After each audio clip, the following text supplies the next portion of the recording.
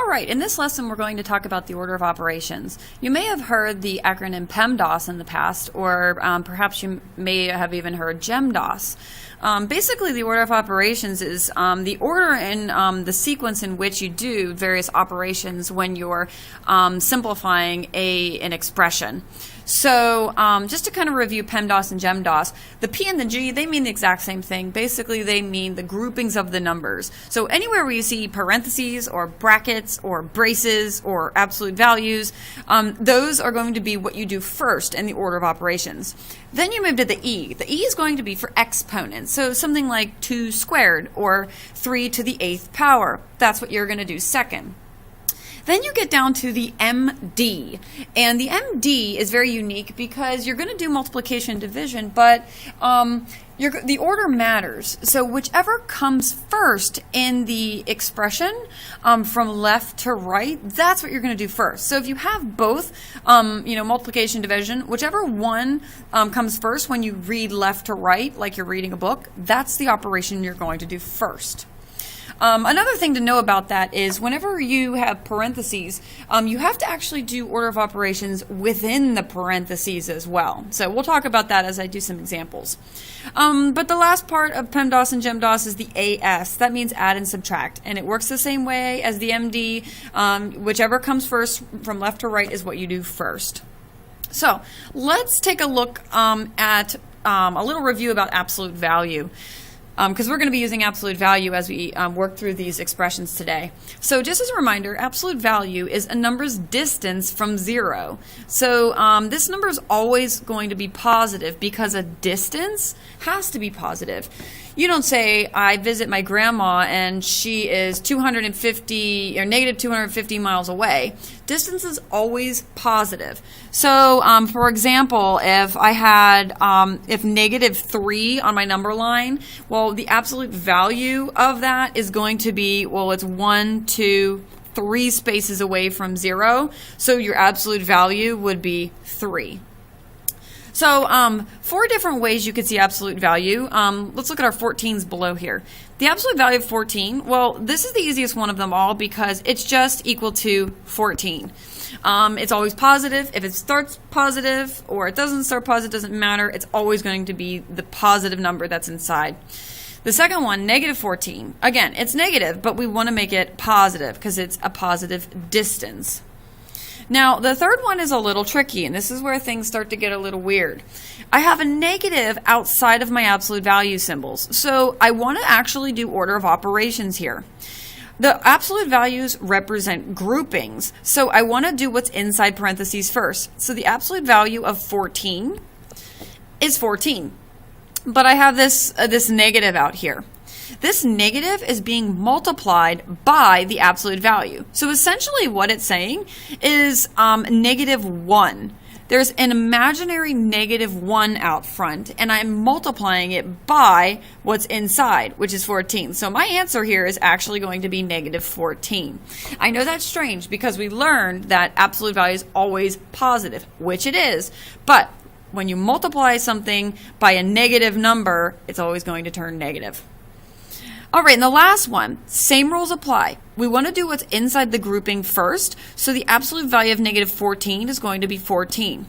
But again, I'm multiplying it by that invisible negative 1, and when I do that, it's going to be negative 14.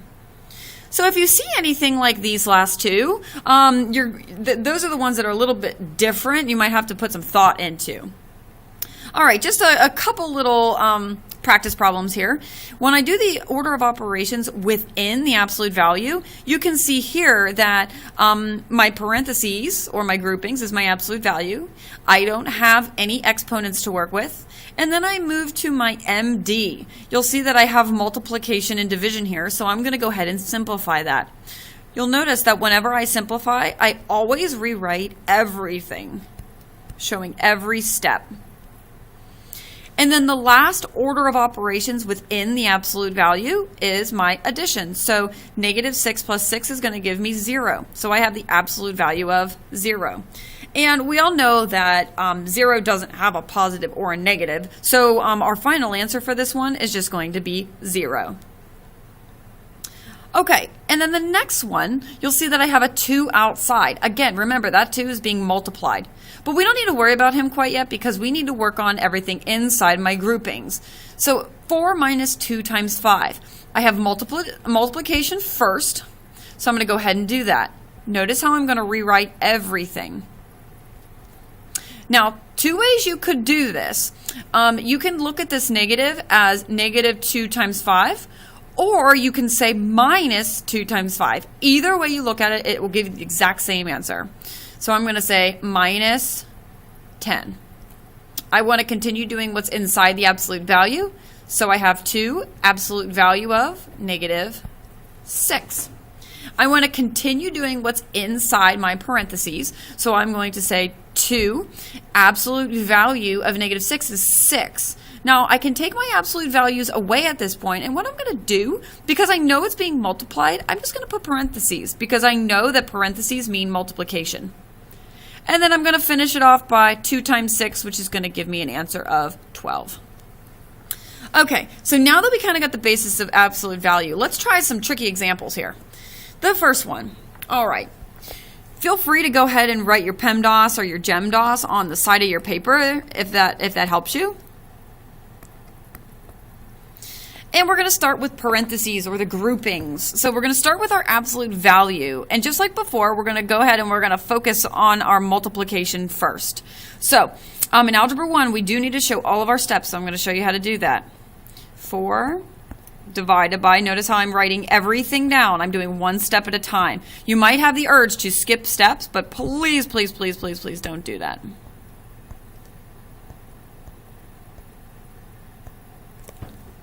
Okay, the next step is going to be what's inside the absolute values. We're going to continue with that. So we're going to go ahead and simplify that. We're going to say 4 divided by 2 minus 3.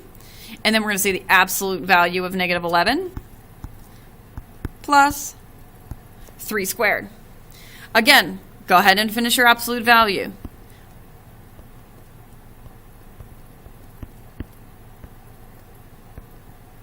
Just like that example before, I can take away my absolute value and I can go ahead and write multiplication. Okay, at this point, my order of operations within my grouping is complete. So now what I need to do is I need to go back to my original PEMDAS and I need to think, okay, well, parentheses, I'm done with that. Now I want to look at exponents, and you'll see that I have exponents over here. And an exponent of 3 squared, that means 3 times 3. And we're going to study that a little bit more in depth later on. But for right now, 3 times 3 gives us 9. So I'm going to go ahead and write down that step.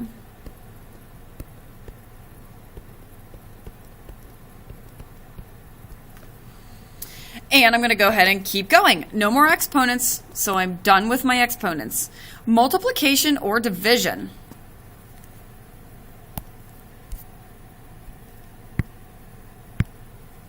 Multiplication or division. It looks like I have division and multiplication, but you can see that my division comes first, so I'm going to go ahead and take care of that. So 4 divided by 2 is 2, and I'm going to rewrite everything. And then I'm going to go ahead and take care of my multiplication.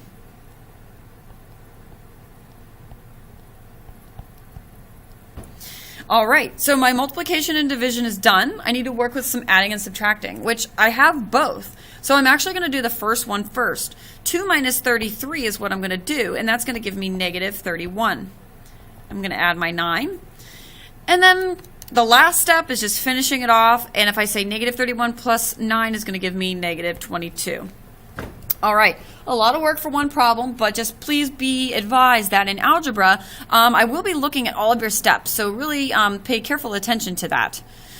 Okay, the second example is a unique one because it has a numerator and a denominator, and I like to actually call that the top and the bottom, and I actually write top and bottom on my paper because it kind of helps me understand this a little bit better. So what I'm going to do is I'm going to go ahead and write down what I have for the top, and I'm going to write down what I have for the bottom. And I'm actually going to treat them in 2 separate problems. So let's work with the top. Order of operations is parentheses first. So I'm going to work within my parentheses. All right. Any now I need to do order of operations within there. So I have multiplication and subtraction. I know that multiplication comes first, so I'm going to say 12 minus 7 plus 3. And then I'm going to just keep working within my parentheses to give me 5 plus 3. And I'll simplify that down to give me an 8. Now, 8's not my answer. Remember, 8 is just the top. I need to go work the bottom now. Okay, the bottom, inside parentheses first, right? Inside parentheses, I have exponents and subtraction. We know that exponents comes first. So negative 2, and then 2 squared is 2 times 2, which is going to give us 4. And then I'm just going to copy everything down. Negative 2 times, I'm going to do what's inside, so 4 minus 6 is going to give me negative 2. And then I'm going to do my last little bit here, multiply and say positive 4, because a negative times a negative is a positive. So now I have my top and I have my bottom. So I have my top is 8, my bottom is 4. When I divide the 2, I get an answer of 2. I highly suggest doing the breaking between the top and the bottom just to kind of confuse your work. One thing that I really don't want to see is this right here. And just kind of doing it like this. This right here is called chicken scratch. And we don't do chicken scratch in Algebra 1. Okay, sometimes you'll evaluate a numerical expression, and other times you'll be given an algebraic expression with replacement values. So in this first one, you can see that this is a numerical expression. It has all numbers, and you can do Pemdas to simplify this.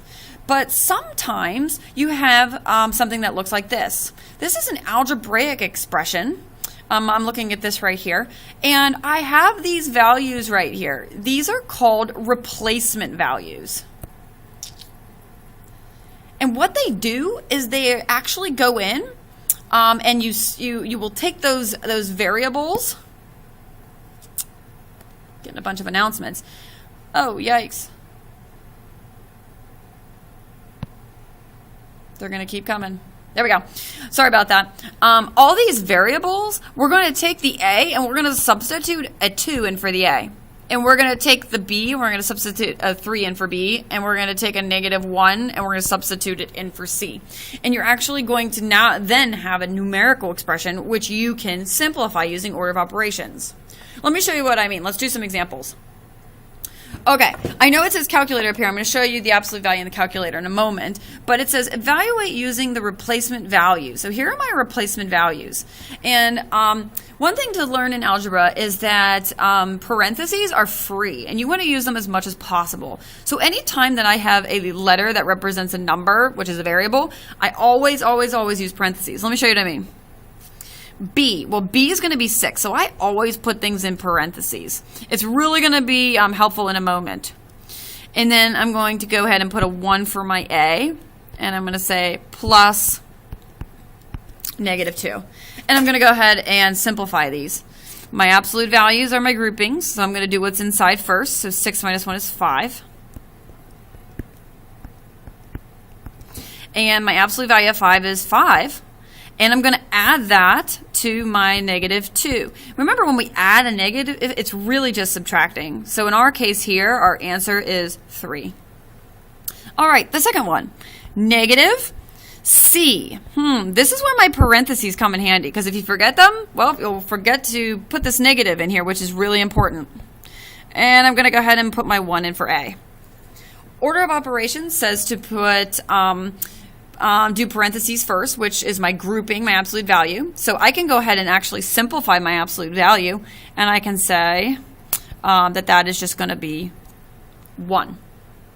But now I have negative 2. So remember, there's an imaginary negative 1 out here, so it's really negative 1 times negative 2. That's going to give me positive 2 minus 1, which is going to give me 1.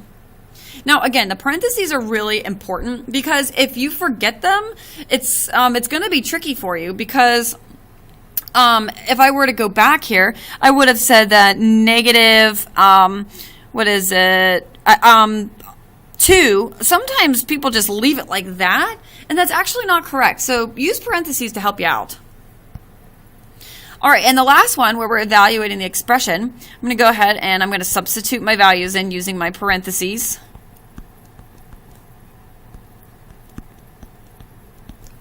And I'm going to go ahead and simplify my grouping. So I have -2 plus 1. My absolute value of -1 is 1. And 1 plus 6 is 7. So that's how you use replacement values. The key here is parentheses. Okay, I want to do 2 more with you here. So it says evaluate using replacement sets, or replacement values. So here are my replacement values. And let's go ahead and pop them in. All right, my B. So it looks like I have 5. And then my A is going to be my -5. Oh, and I wanted to mention something. So you see how I have parentheses here? You can actually do a double parenthesis. Remember, they're free, so use them as often and as you would like.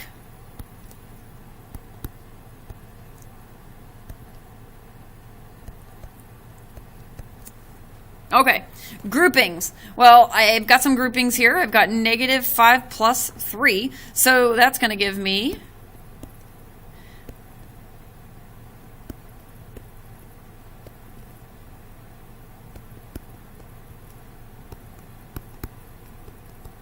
and I also have this absolute value over here, so I'm just going to go ahead and take care of that while I'm here using my doing my groupings. Remember, this is multiplication, so I'm going to go ahead and I'm going to do the absolute value of -5, and you'll see that I have 2 sets of multiplication. To be honest, you can do them at the same time. So I've got 10 plus 10 gives me 20. All right, my next one, you can see that I have another top and a bottom. So I'm going to go ahead and write top and bottom. That is extremely helpful. And I'm going to say to A, which is -5, minus, I'm going to say my B is 5 plus 3. And then my bottom is going to be 3 times 5. Plus 2. There we go. Let's do the top first. Groupings. There they are. 5 plus 3.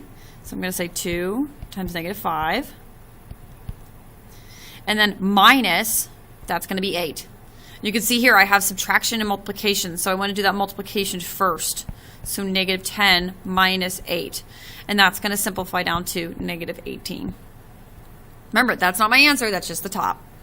All right, at my bottom, I have multiplication and I have addition. Multiplication is going to come first. So I have 15 plus 2, which is going to give me 17. Ooh, that's a weird number. But that's okay. Let's go ahead and figure out the top. We have -18 over 17. Now, I asked myself, can I simplify this? Are both of these numbers divisible by any number, like 2 or 3 or 4? It doesn't look like it. So in this case, this is for your final answer. And you can leave it just like this in an improper fraction. All right, excellent. One more thing I want to talk about in this lesson, absolute value. Sometimes you can use the absolute value in the calculator, which is kind of cool. And what you can do is if you click the math button, literally it says math, and you go over to the right one space, it'll say NUM. The first option, number 1, it says ABS, ABS. That is your absolute value, and you can use that as much as you like. So if you click that in your calculator, you'll notice that a symbol pops up, and it kind of looks like this. I'll write it on the screen, and it might have like a little box inside. Put a number in there. Try -3. If you put a -3 in there, it's going to pop out a 3. So feel free to use that. I'll show that in class as well, but feel free to use that as much as you'd like. All right, that is the lesson today on order of operations.